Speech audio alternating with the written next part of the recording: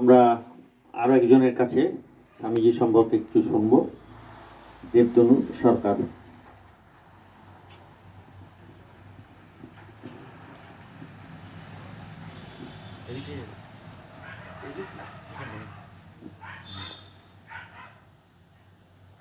ঠাকুর, মা এবং স্বামীজিকে প্রণাম করে শুরু করছি। আজ 12ই জানুয়ারি স্বামী বিবেকানন্দের জন্মদিন। হে বীর সন্ন্যাসী, লহ প্রণাম। আমি ওনারই বলে যাওয়া কিছু কথা আজকে আপনাদের সামনে বলে শোনাচ্ছি।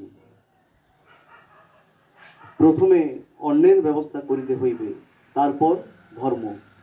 গরিব লোকেরা অনশনে মরিতেছে, আমরা তাহাদিগকে অতিরিক্ত ধর্মোপদেশ দিচ্ছি। মত মতন্দরে তো আর পেট ভরে না। লক্ষ লক্ষ মতবাদের কথা বলিতে পারো, কোটি কোটি সম্প্রদায় গঠন করিতে পারো, কিন্তু যতদিন না তাহাদের দুঃখে প্রাণে প্রাণে অনুভব করিতেছ, বেদের উপদেশ অনুযায়ী যতদিন না জানিতেছ যে তাহারা তোমার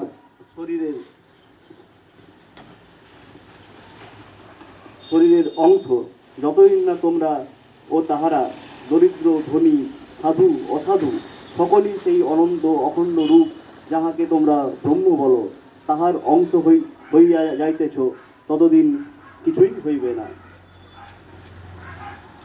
যথার্থ ভালোবাসা কখনো বিফল হয় না। আজই হোক, কালই হোক, শত শত যুগ পরেই হোক, সত্যের জয় হইবেই, প্রেমের জয় হইবেই। তোমরা কি মানুষকে ভালোবাসো? নমস্কার। বাহ, খুব সুন্দর।